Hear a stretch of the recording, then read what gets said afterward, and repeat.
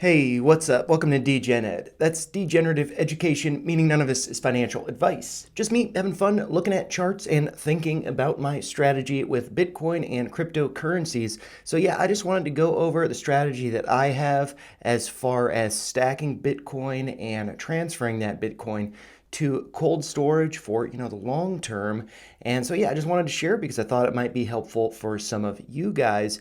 And so I should note that I am recording this on Friday, July 26th. And the current price of Bitcoin is right around $67,000 a coin. And we can see the price action over here, just from the Google search. Pretty basic. Didn't really want to get into technicals because, my view of Bitcoin is that either later this year or next year in 2025, we will be seeing Bitcoin cross over into the $100,000 per coin territory. But also, I don't see that as being a top. I don't have an end goal for my position with Bitcoin. Really, what I am just doing is stacking, thinking about Bitcoin as a retirement fund. So, my thesis is not that, we're near all time highs. My thesis is that price is going to be going a lot higher, not just over the course of the next, 6 months, next year. I think over the next 5 years, the next decade, more than that, the price is going to be a lot higher. So, I think dollar cost averaging is the best strategy for stacking Bitcoin. And so I did want to share my strategy with doing that. And so first, I want to just go over Strike. You can follow them on X at Strike right here. And this is a service for, or an exchange, I should say, for stacking Bitcoin. And, I think that an exchange is really important to consider. I have to say that I have had some bad experiences with exchanges in the past. I have previously used Celsius, BlockFi, Voyager. All three of those have gone under, and with some of them, I've lost some money. Others, I was smart. I moved my Bitcoin off exchange before they went under. And so, with that, also, I think it's very important to consider not just storing the coins on an exchange. I think it's necessary to not store them on the exchange and actually move them off into, some form of wallet or cold storage, hardware wallet. And so, that is what I'm going to share with you guys, my strategy with that. And so, the strategy that I use to stack Bitcoin is with Strike. I find them to be very trusted exchange for Bitcoin, exclusively Bitcoin. And also, I find that their fees to be very low, and so that makes them just a little bit more accessible than the other guys. And also, the fees are not very high to move Bitcoin off exchange once you meet a threshold, which is, I think, around $75 worth, something around there. It's free to move Bitcoin off their exchange into a wallet. And so that's what I do whenever I stack up enough Bitcoin to move off the exchange Strike for free. I do that. I move that to cold storage. And, it's something that I just kind of forget about. I'm not trying to sell a top or, swing pick up on bottoms unless, I do have a good amount of cash on the side and there is a dip, then maybe I would add more than my DCA. And then so just looking over here at the Strike website, so this is strike.me, and that's how you can get to their website. This is with the extension Bitcoin, and so this is the best way to Bitcoin. They've got a nice app that you can download from the App Store, and I'm actually going to include a link here. So if you use my link, we both get $5, so that's a nice little way to do that. But no pressure. You do what you want to do, but I do find Strike to be really nice, and the reason for that is because you can do daily, weekly, even hourly dollar cost averaging. You can also do monthly, as you can see in this animation here. You've got all of these options. You can also do one-time purchases, and so I do all of those. I do dollar cost averaging as well as smash the buy button on occasion.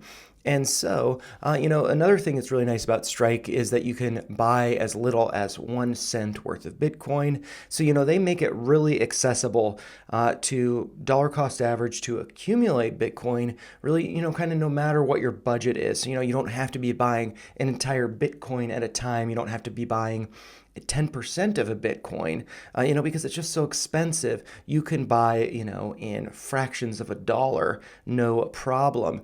So, I think it's just a great, great way to stack. And one thing that they recently did, this is a post I put out on the channel. This is coming from Jack Mallers, the CEO and founder of Strike. He put out this video announcing no fee dollar cost averaging on Strike. And so at the time that I put this out, about 4 weeks ago, I shared with the channel that I do weekly $10 Bitcoin dollar cost averaging on Strike, and I occasionally smash the buy button. And so once I accumulate enough to transfer, I move to my hardware wallet, which I'll go over in just a second, to stack a retirement fund. And so if you want to dollar cost average Bitcoin, check out Strike. And this is my link. So I would encourage you, if you're interested in Strike, to use that link, because then, like I said, we both get $5. And also, I just think it's a great, great platform for picking up Bitcoin and then moving off the exchange.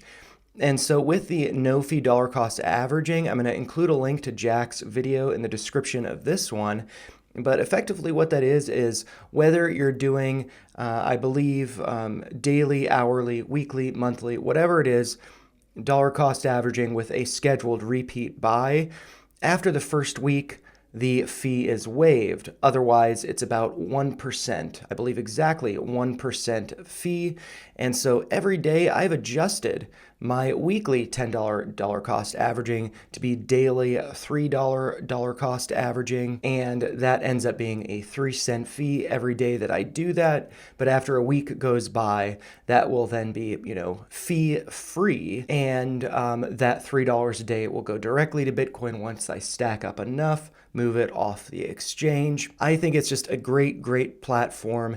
And I do plan on increasing that $3 daily buy order. But for the time being, that works for me. It's not something that I panic about or think about. And actually, the reason why I did a weekly $10 buy previously was because I had it withdrawn directly from my checking account. Now, I didn't want to have that, exchange happening every single day, drawing $3 from my bank account. I just moved a little bit of money into the exchange to last, a couple weeks. And so $3 comes out every day going into Bitcoin. And, it's really not that exciting, $3 a day. But it doesn't have to be exciting. You could do $1 a day. You could do 1 cent a day or 1 cent a week. It doesn't matter. But I do think that it is going to be worth a lot in the future. And I do think it is a very secure, sound money to be storing wealth. And so that is my strategy basically with Bitcoin. And like I said, I will be increasing this as time goes on, my $3 daily dollar cost average. So I did want to share that, but I also want to share how I store the Bitcoin off the exchange once I accumulate enough. And so that is with this Trezor Model 1. I actually have the white version, which is right next to me here. Got it right here, and just use this, I believe, UBC mini or micro UBC cable that connects to my computer here. And so basically on a weekly or monthly basis, whenever I stack up enough Bitcoin or the other coins, Dogecoin and Ethereum Classic, which I'll talk about in a minute, whenever I stack up enough of those on the exchanges, I then move them to this. It's really easy to use, and it looks like the price for buying one of these is around $59. I believe mine was around $70 or $75 when I got it, I believe a couple years ago. So I think it's great. It's a very simple, very easy to use wallet. There are other wallets that can be used, but this is the one that I'm familiar with, so the one that I feel comfortable sharing with. And so, I primarily use it for Bitcoin, Doge, and Ethereum Classic, as I had mentioned. There are some limitations to it that I have found. For example, you cannot store Cardano on this, which I initially found to be a little bit frustrating. But the reality is, I don't want to spread my focus over, tons and tons of coins. So actually the limitation that this one has in not being able to hold every single coin that's out there, I actually think that's a good thing. And so that's the reason, one of the reasons why I like this, because it's cheap, it's simple, it's very basic, easy to use. And so I would recommend this from my personal experience. And I would say like the issues that I've had with it are fairly minor. One of them, I can show you just with this. The reason why I have this yellow piece of tape on the wallet there on this cable is because this cable is special. It's used for transferring data, not just, power and stuff like that. And so I had previously accidentally tried to connect this to my computer, and I was using a different one of these cables, and it wouldn't work. And so I panicked a little bit about that, but then I realized, I have to use this special cable. So that was one thing that was a little bit frustrating about it, but it's an easy fix, and something that shouldn't have really ever been a problem. And then last year in 2023, I wasn't too active with my wallet, and after I started to get more active with it, I believe I forgot my PIN to access my wallet. And, I had a little bit of a panic with that. But then I just used the keys to access the wallet, which is, or to reset it, I should say. Even though I still had some crypto stored on it, I was able to use the keys, which is, I believe, 24 kind of random words in sequence that make the key. And so I just used that. And then, got my wallet back up and running, and then I, reset my PIN. I think I had just forgotten, what the PIN was. And then, now I use it basically on a weekly basis. And so there's no real risk of, forgetting what my PIN is, because I have this routine of, on a weekly basis, opening it up, moving coins to it. And so that's part of the reason why I don't just do Bitcoin. It takes me more than a week to accumulate enough Bitcoin to transfer out of Strike into my wallet. And so, that's why I stack these other coins, because I do stack enough of them over the course of a week to then move on to my wallet. But I also wanted to point out, Trezor here, this is the company that makes this. They do have a couple other wallets, and I guess I should note that it does support 1,000 coins and tokens, but like I said, it does not support Cardano, which is, for the wallet specifically that I have, the Trezor One. But there are other Trezor models that do support other coins. And so just pulling down to here, we can see the Trezor Safe 3, $79 for one of those, and then the Trezor Safe 5, $169 for that. This one doesn't have any buttons, it's just like a touch screen. This one, I believe it has color. It's a little bit more dynamic than the one that I have. So, these are all options, but, I found that the basic one really, just works great for me. And so the other coins that I do move onto my wallet, like I had mentioned, are Dogecoin and Ethereum Classic. And so one of the reasons why I like both of those coins is because they're very fast to move. I can do a transfer from my exchange to my wallet, and within 5 minutes, I'll see my coins appear. That transfer takes place. So I find that to be really nice about both Dogecoin and Ethereum Classic. Also, the fees for transferring them are very, very cheap, less than a penny as far as I can recall. So, it's, no big deal to transfer on a weekly basis. I'm not spending a lot of money on those transfer or gas fees like I would be if I was transferring Ethereum, which is notorious for having very high gas fees.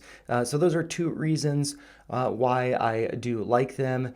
And, so it's cheap to move them, fast to move them, and easy to move them. And so I feel like that's a really great feature in a coin to be transferring it, moving it around.